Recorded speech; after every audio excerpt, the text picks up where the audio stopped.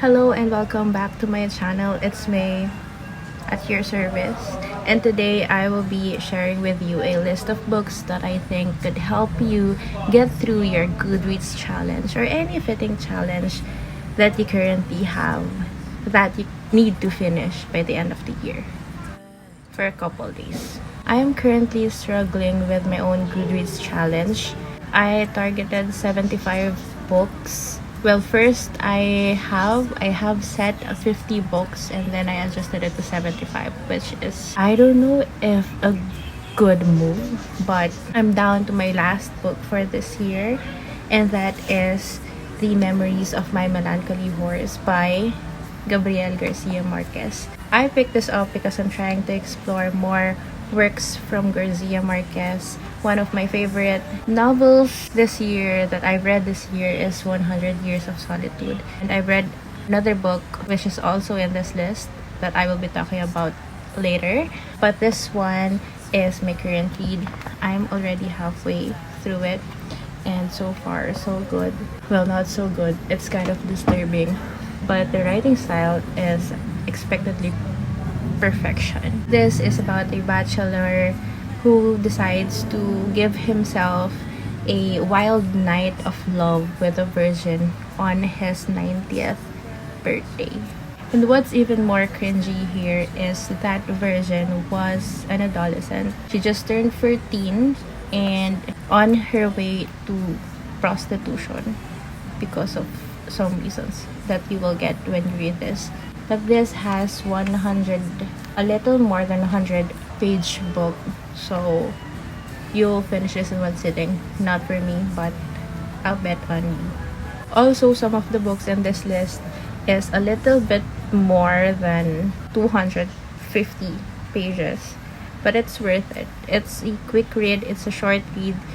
Not because of the number of pages, but because it's fast-paced, it's very interesting. You'll never notice that you're already halfway through it and that you'll crave more, that you'll be hungry for a sequel or something similar to these books.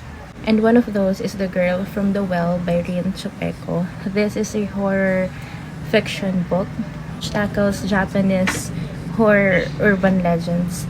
So if you are interested in Japanese culture, Japanese ghosts, rituals, exorcisms, those kinds of things. It's a good read. I rated it 5, so I hope you also love this. The next book that I could also share with you, this is the shortest book that I have. Letters to a Young Poet by Rainier Maria Rilke. This one I heard from Emmy, one of my favorite YouTubers. This one is a little black classics, and I guess if there is an edition that is longer than this, it's also a good read, quick read, a fast read, very interesting, very immersive. This is a collection of letters, actual letters that Rilke sent to a young poet. As you can see, there are a lot of quotes here. It's as if you're reading the letters for yourself as well. The next book, I'm not sure if this is easily accessible, but I got this from a book sale for less than 50 pesos yata. And this is Killing the Dead by Marcus Sedgwick. This is a dark fictional book. This is also over 100 pages, 134 pages, and very interesting. Light siya for an adult read. Siguro for young adults, this could be dark.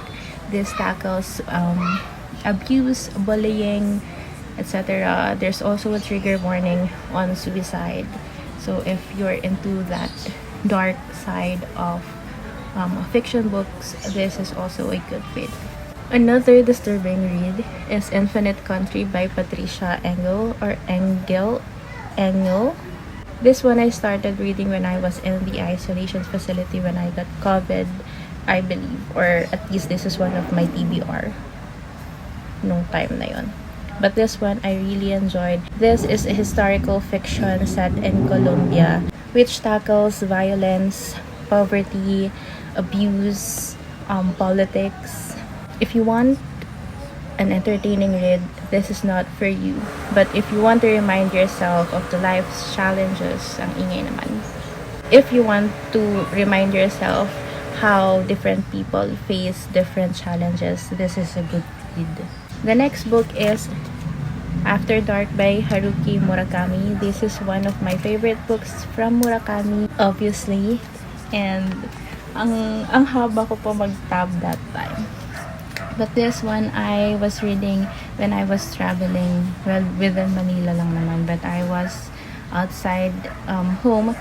So it took me more than 2 days, I guess, to finish this. But this is only 244 pages for a mass market paperback book. A gripping novel of late night encounters. 19-year-old Marie is waiting out the night in an anonymous Denny's when she meets a young man who insists he knows her older sister, thus setting her on an odyssey through the sleeping city.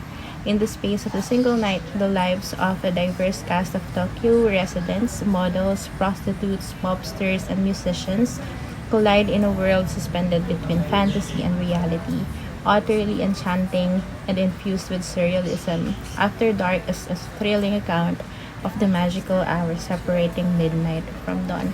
And this is also a little bit creepy because this was written in a third person's perspective, but in a way as if they're being watched by someone or by this narrator.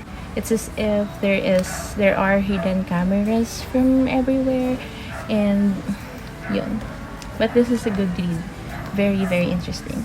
Another book that I just finished recently is a 228 page book. This is a non-fiction, When Breath Becomes Air by Paul Kalanithi. This is about a young neurosurgeon, which is Kalanithi himself. He was diagnosed with stage 4 lung cancer, and from being a doctor to becoming a patient, he also shares here the challenges, not just for himself, but for his family, his loved ones, and how he comes to terms with death when he was already expecting it. So, yun, very sad. Multiple times I cried because of this book. Another short book from Gabriel Garcia Marquez is The Story of a Shipwrecked Sailor. This is a little more than 100-page book, and this is a very, very good read. It's non-fiction, and this follows a sailor who unfortunately was a victim or part of a shipwreck. It reminded me of Life of Pi and all other survival books, survival stories. Very, very interesting. You may also learn a bit or a little from this book. Surviving the seas, if ever, wag naman sana. Another ebook that I also loved. This one is more than 200 pages, but I didn't even feel it kasi I was reading an ebook, and this is also interesting, very emotional.